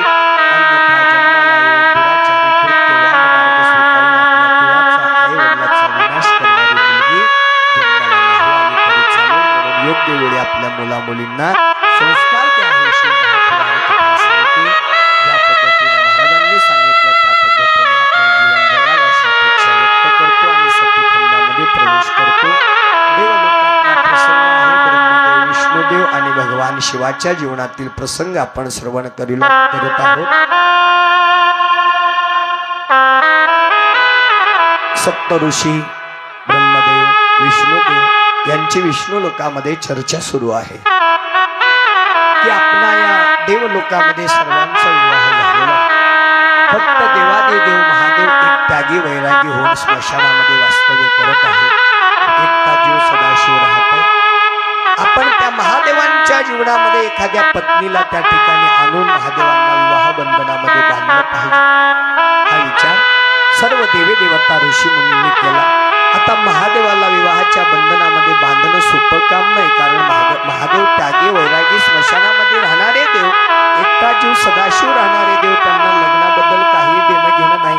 अशा महादेवाला विवाह बंधनामध्ये बांधण्यासाठी महादेवाची पत्नी साधारण कन्या चालणार आहे का? नाही. तर महादेवाला जी पत्नी पाहिजे ती साक्षात साक्षात जगत जननी जगदंबा मातेचा अवतार शक्तीचं स्वरूपच महादेवाची पत्नी होणार आहे याचा विचार सर्व देवदेवतांनी केला आणि सर्वांनी मिळून हे कार्य दक्ष प्रजापतीच्या माध्यमातून पूर्ण करण्याचा निश्चय केला ब्रह्मदेवांचे पुत्र दक्ष प्रजापती यांना या विष्णू लोकात बोलवण्यात आलं दक्ष प्रजापती विष्णू लोकामध्ये आले सर्व देवदेवतांना पाहून प्रजापती दक्षानं वंदन केलं आणि ब्रह्मदेवांना सांगितलं विचारलं पिताश्री मला बोलावण्याचं काय कारण आहे त्यावेळेस ब्रह्मदेवांनी सांगितलं प्रजापती दक्ष तुम्ही माझे पुत्र आहात मी तुमच्याकडे खूप मोठं कार्य सोपवत आहे आणि ते कार्य असं आहे तुम्हाला आता देवांच्या साक्षीनं विवाह करायचा आहे सहपत्नी सहदाम्पत्य जगत जननी जगदंबा मातेची मूर्ती प्राणप्रतिष्ठापना करून त्या ठिकाणी तुम्हाला तपश्चर्या करायची आहे जगत जननी जगदंबा मातेला प्रसन्न करून घ्यायचं आहे आणि त्यानंतर जगदंबा माता प्रसन्न झाल्यानंतर जगदंबा मातेकडून वरदान मागायचं की जगत जननी जगदंबा माता तुम्ही माझी कन्या म्हणून माझ्या पत्नीच्या उदरामध्ये जन्म घ्यावा हीच कन्या सती या नावाने प्रचलित होईल आणि हीच सती महादेवाची अर्धांगिनी होईल प्रजापती दक्ष महादेव तुमचे जावई आणि तुम्ही महादेवाचे सासरे एवढी योजना आहे प्रजापती दक्षाला आनंद झाला आता जावई शोधायची गरज नाही आयता रेडीमेड देवांचा देव महादेव माझा जावई होणार याचा आनंद झाला विवाहाला होकार दिला आणि पंचजनांची कन्या अश्विनी माता या मुलीशी शुभमंगल सावधान या प्रजापती दक्ष आणि अश्विनी मातेचा विवाह सोहळा देवदेवतांच्या साक्षीने झाला सर्व देवी देवतांच्या ऋषी मुनींचा प्रजापती दक्ष अश्विनी मातेला दर्शन घेतलं ब्रह्मदेवांनी सांगितलं आता तुम्ही तात्काळ तुमच्या नगरीमध्ये जगत जननी जगदंबा मातेची प्राणप्रतिष्ठापना करा जागरण गोंधळ घाला उपवास हयास करा तपश्चर्या करा आणि जगदंबा मातेला प्रसन्न करून घ्या हे ठरलं आज्ञेचं पालन करण्यासाठी प्रजापती दक्षाने होकार दिला सगळ्यांचं दर्शन घेऊन दक्ष नगरीमध्ये आले संसार सुरू झाला देवी देवतांच्या आज्ञेप्रमाणे दक्ष नगरीमध्ये सुंदर अशा प्रकारचं सिंहासन निर्माण करण्यात आलं जगत जननी जगदंबा मातेची मूर्ती प्राण प्रतिष्ठापना करण्यात आली सर्व पूजेचं साहित्य सामग्री जमा करण्यात आली नैवेद्य फळाचा तयार झाला आसन टाकून आसनावरती बसून जगत जननी जगदंबा मातेची आराधना सुरू झाली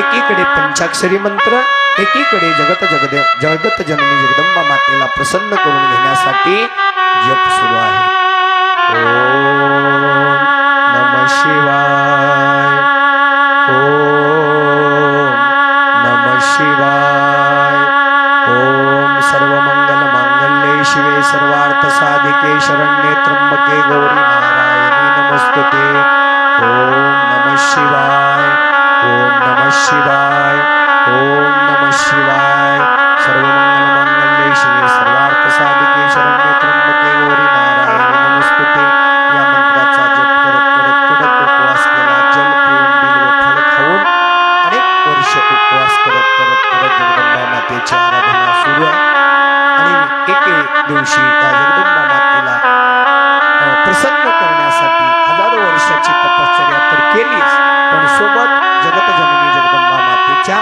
जागरण गोंधळाचा कार्यक्रम ठेवला आणि जागरण गोंधळ सुरू झाला गोंधळी गोंधळी ना मी आंब्याचे गोंधळी गोंधळी गोंधळी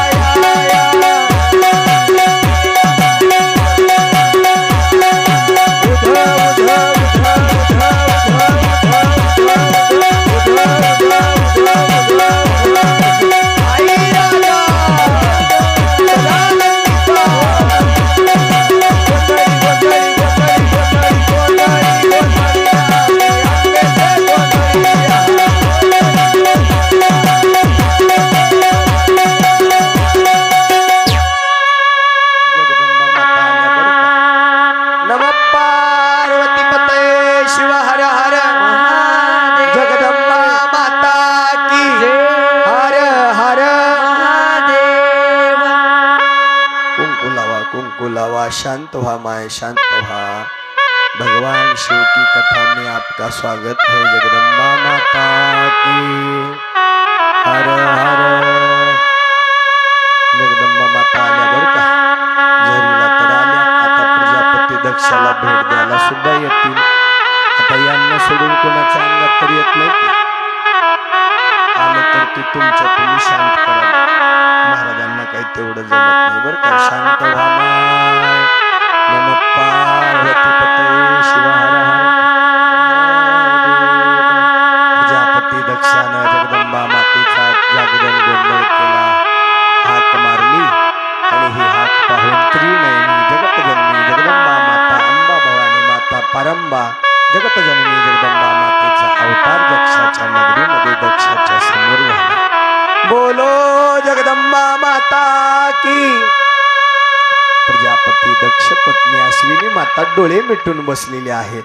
जगदंबा मातेनं हाक दिली, प्रजापती दक्ष अश्विनी देवी डोळे उघडून पहा कोण आलेला आहे। पाहिलं तर काय, हिचं तेज पुंज स्वरूप आहे, जी जगत जननी जगदंबा माता आहे, जगाची मालकीन नवखंडाची आदिमाया शक्ती पारंबा जगदंबा माता आहे।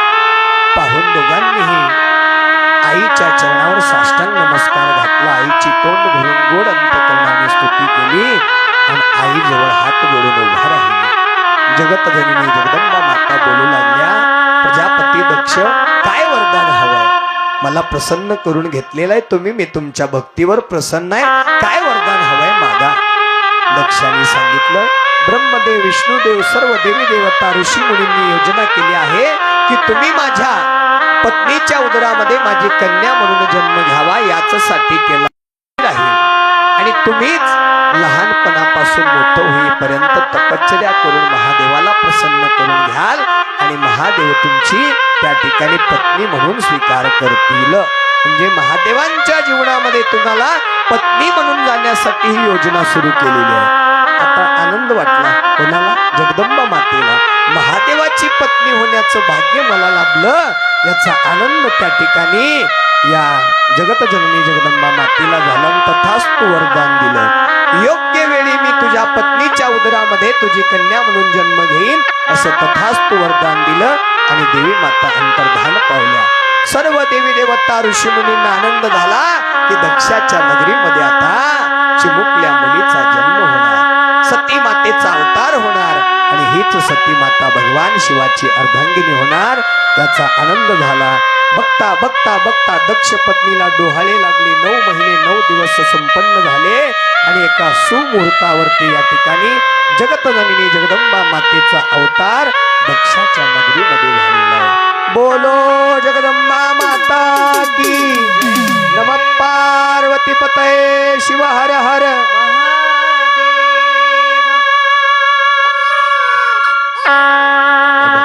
या रडण्याचा आवाज ऐकून देवी देवता आकाश मार्गाने दक्षाच्या नगरीकडे निघालेली आहे।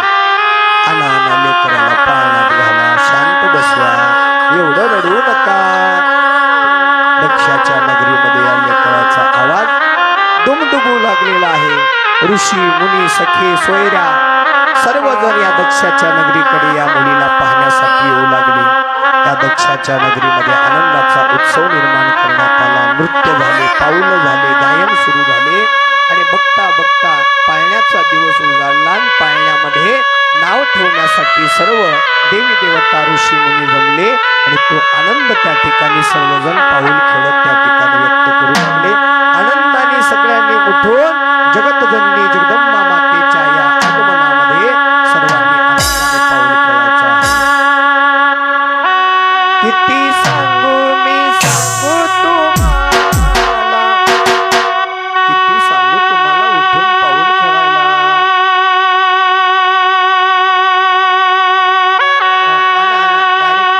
थोडं मधून वाट करा, आमच्या जगत जननीला येऊ द्या, मधून वाट करा।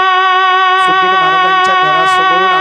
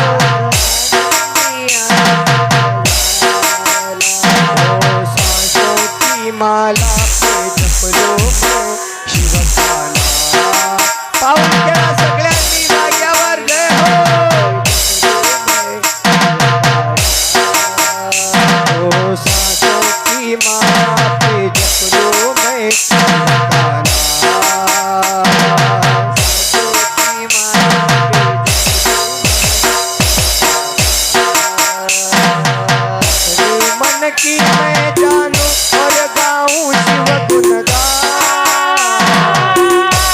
मन की मैं जानू और गाऊं शिव गुणगान।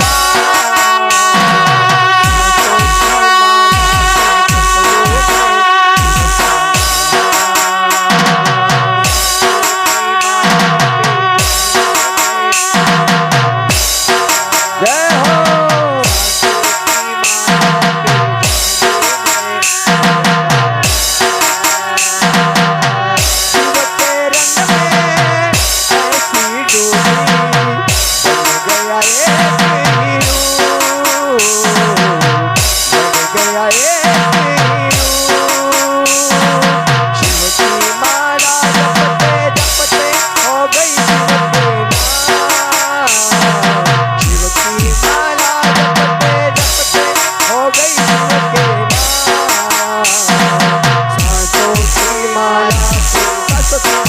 जप लो सांसों की माला पे जप लो मैं शिव का नाम।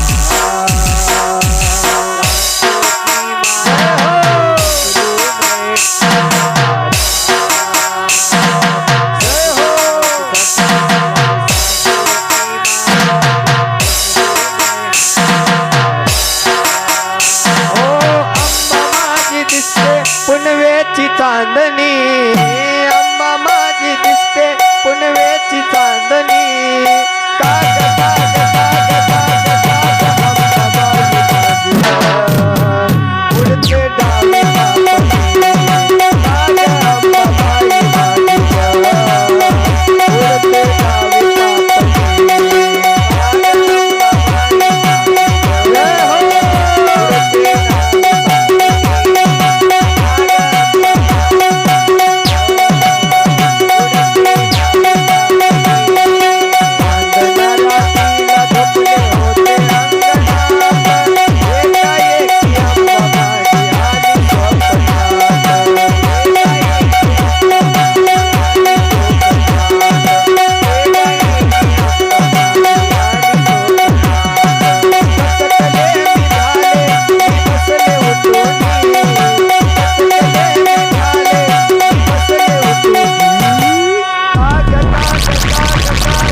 अंबाबाई माझी उडते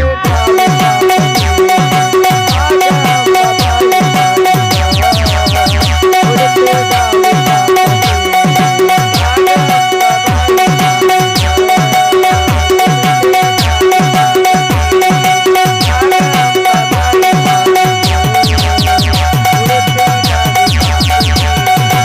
काग अंबाबाई माझी उडते डावी बापती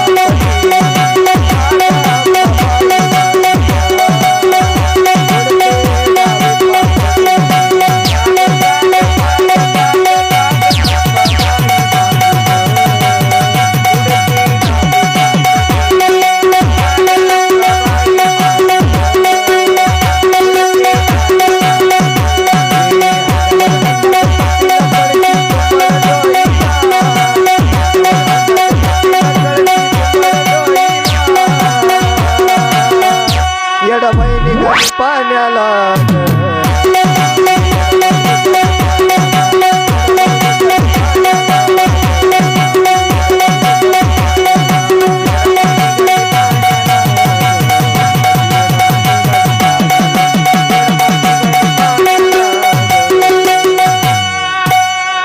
इकडचे पुरुष मंडळी समोर या खाली कोणीच बसू नका बरं का सगळ्यांनी जगदंबा मातेच्या या नामामध्ये आनंद घ्यायचा आणि आपल्या शरीरातले सगळे रोग पीडा त्या ठिकाणी नष्ट करून घ्यायचे चला पुरुष मंडळी या ओ चष्मेवाले या इकडे पुढे या सगळे ऐत्या पटंगणात या डॉल्बी पुढे कसं नाचतं भुच्च नाचल्यासारखं या इकडे पुढे चला पटंगणात माता मावल्या गोल रिंगण करा ऍडजस्ट नुसार जसं खेळायचंय तसं खेळा पण पाऊल खेळा चला रणजित भैया चला पुढे या रणजित दादा पुढे या पुढे या पुढे या पुढे या चला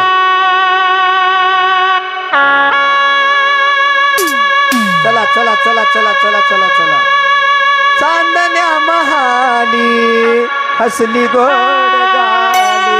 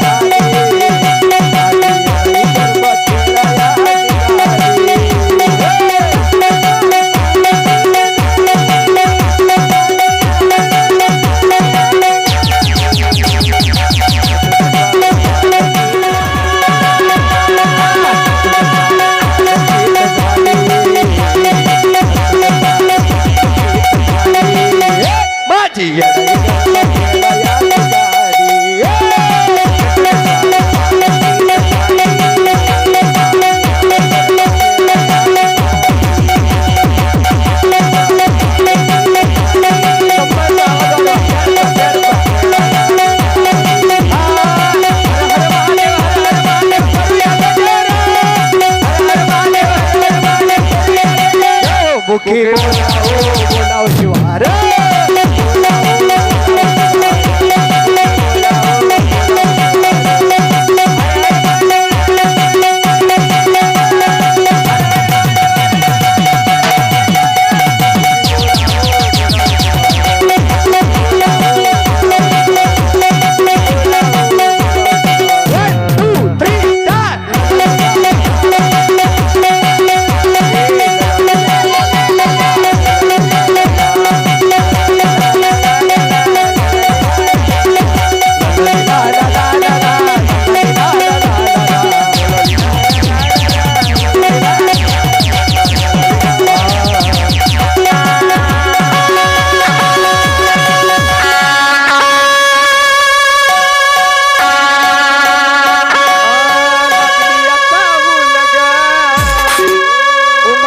पाऊल ग आई तू ये न केलं ग अंबा माय आई तू ये न केलं ग तुझ्या येण्यानं जीवनाचं सोनं झालं ग तुझ्या येण्यानं जीवनाचं सोनं झालं ग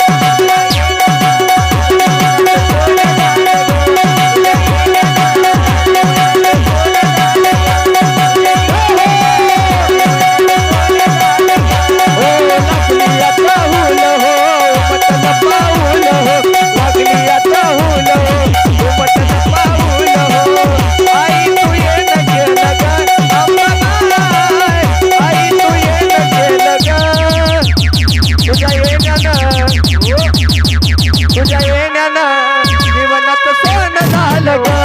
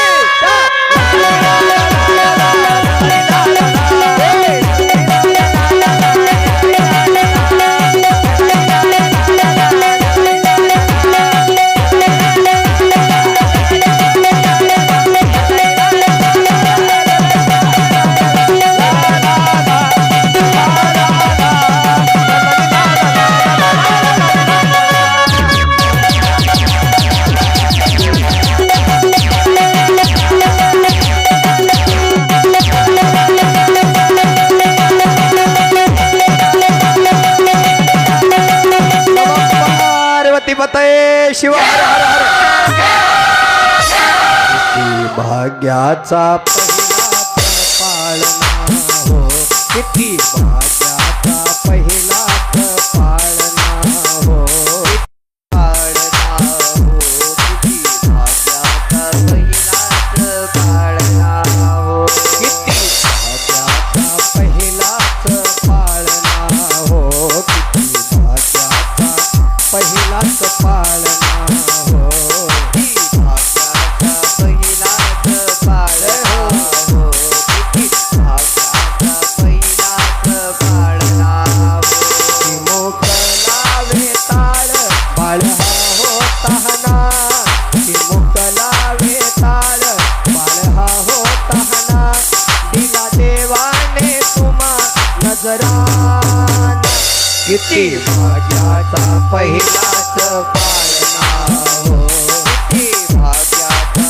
पहिलाच पाळणा हो किती भाग्याचा पहिलाच पाळणा हो आणि खुशीत बाळाची मावशी भारी दिसती या बाळाची हवशी आणि खुशीत बाळाची मावशी भारी दिसती या बाळाची हवशी काही थोडे सरी अंगड भर जरी काही थोडे सरी अंगड भर जरी आणला नवीनच तुझला हा खेळणा ग किती भाग्याचा पहिलाच पाळणा हो भाग्याचा पहिलाच पाळणा हो म्हणतो खुशीत बाळाचा तुलता असा चिमणा मी पाहिला नवता म्हणतो खुशीत बाळाचा तुलता असा चिमणा मी पाहिला नवता राजवीर सरदार चंद्रावाणी सुकुमार राजवीर सरदार चंद्रावाणी सुकुमार आला घरी तुमच्या नवीनच पावना हो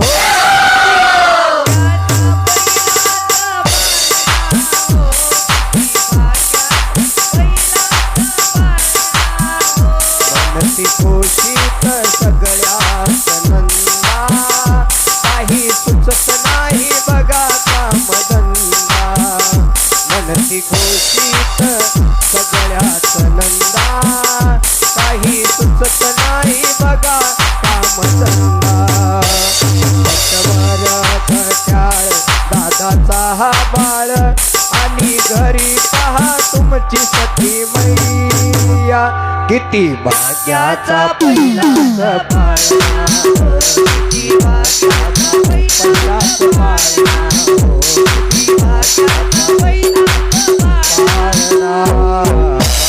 नमः पार्वती पतये शिव हर हर शिव महापुराण भगवान की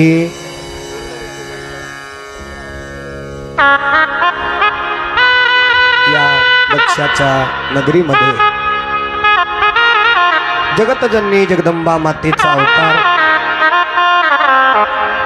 अगदी सुमुहूर्तावरती ब्रह्ममुहूर्तावरती गोरज मुहूर्तावरती मध्यान्ह काळी झरी या नगरीमध्ये 11 एप्रिल 2026 रोजी 11:07 शुभ मुहूर्तावर या चिमुकलीचा नामकरण सोहळा संपन्न झाला.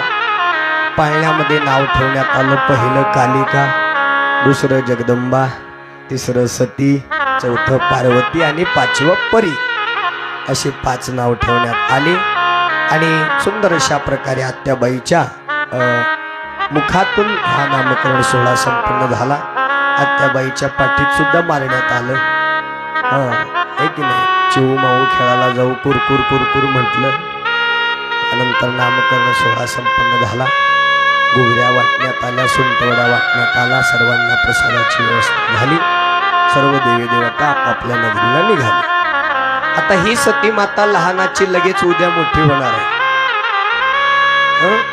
उद्या आपण एखादी कथा ऍडजस्टमेंट करून 13 तारखेला शिवसती विवाह सोहळा आपल्याला लावायचा. बरोबर आहे का? 13 तारखेला आपल्याला या सती मातेचा विवाह सोहळा संपन्न करायचा आहे. आज आणि उद्या या 2 दिवसामध्ये फक्त सती माता तपश्चर्या करणार आहे. मग ती तपश्चर्या कशी असेल, शिवलिंगाची पूजा कशी असेल, शिवलिंगाला काय वाहावं काय वाहू नये, शिवलिंगाच्या पूजेसाठी कोणते मंत्र वापरावे, कोणते वस्त्र वापरावे, कोणती दिशा त्या ठिकाणी सांगितलेली आहे. गुरु लिंग जंगम यांच्या तिघांचं महात्म्य काय आहे, यांची सेवा कशा प्रकारे करावी, आणि सोबत जी आपण काठी आणि ती गळती या निमित्ताने ही कथा आयोजित केलेली आहे. त्या काठीचं महात्म्य विशेष उद्याला आणि गळतीचं महात्म्य उद्याला आपण श्रवण करणार आहोत. त्या काठीच्या महात्म्याबरोबर या भगवान शिवाच्या अनेक विधीपूर्वक या ठिकाणी कथा आपण श्रवण करणार आहोत. त्या सर्व कथेचं श्रवण करण्यासाठी उद्याला बरोबर ठीक टायमिंग 5 वाजता उद्याचा आहे. होम मिनिस्टर कार्यक्रम आहे, ऍडजस्टमेंट करूया. 5 ते 7 उद्याची कथा होणार आहे. उर्वरित जे काही विस्तृत वचन आहे ते महाराज सांगतील.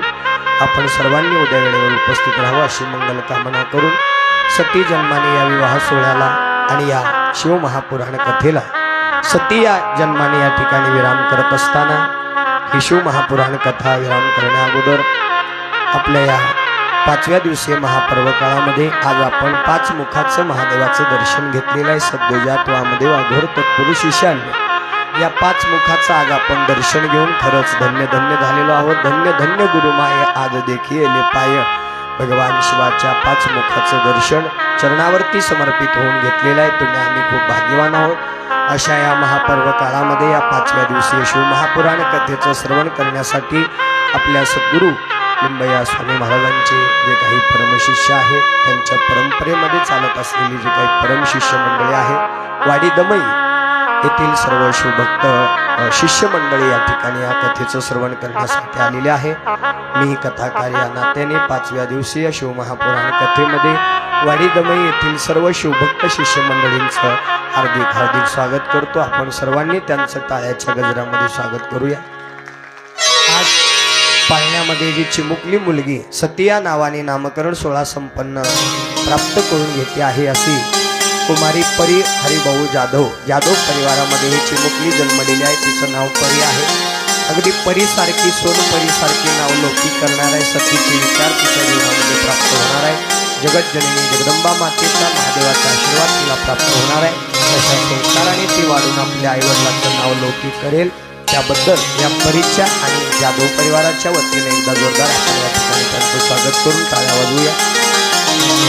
असं सर्वांचं या ठिकाणी स्वागत करून 5व्या दिवसीय शिवमहापुराण कथेला या ठिकाणी विराम करत असताना झालेली शिवमहापुराण कथा ब्रह्मांड नायक भगवान शिव परमात्मा गुरुमाऊली जन्मदाते आई वडील सद्गुरू लिंबया स्वामी महाराज आपणा सर्वांच्या हृदय मंदिरामध्ये विराजमान असणाऱ्या परमात्म्यरूपी भगवंताच्या दिव्यचरणी 5व्या दिवसाची कथा समर्पित करून आजच्या 5व्या दिवसीय शिवमहापुराण कथेला याच ठिकाणी विराम करीत आहोत. माझी वाक्य पुष्प पूजा समर्पण हो श्री गुरुराजा मन्मथ शिवलिंग विनविभोजा श्री गुरुनागेशासी श्री गुरुनागेशासी श्री गुरुनागेशासी. ओम शांती शांती शांति. नमः पार्वती पतये शिव हर हर महादेव. हर हर. ऐका आदिशक्ती महिला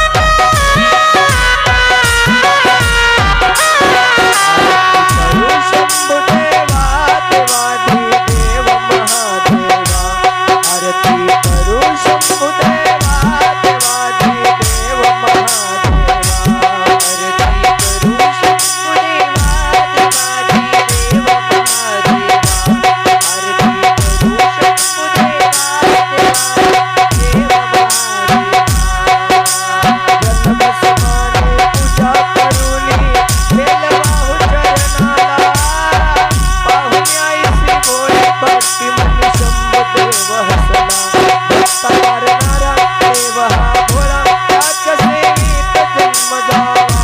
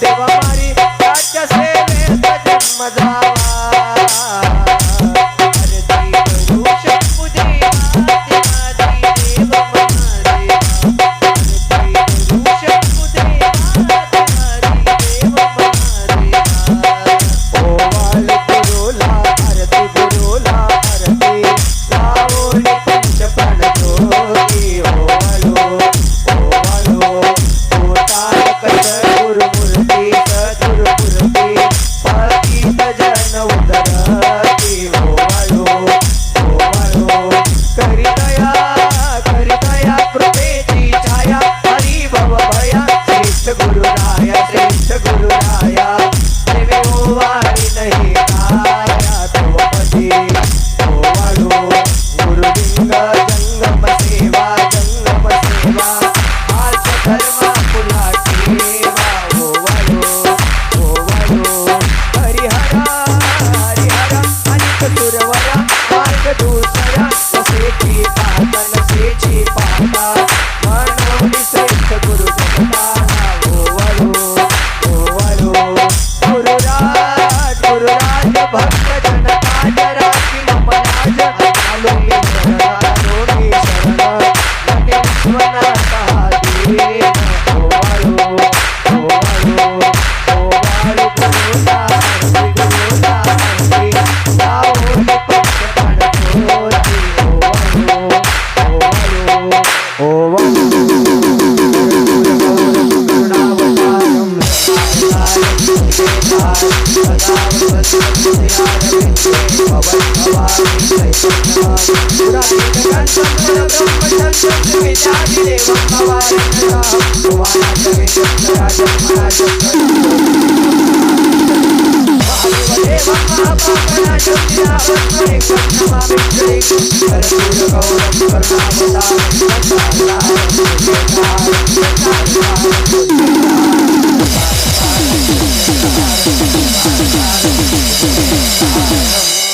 ओम यज्ञेन यज्ञमय जन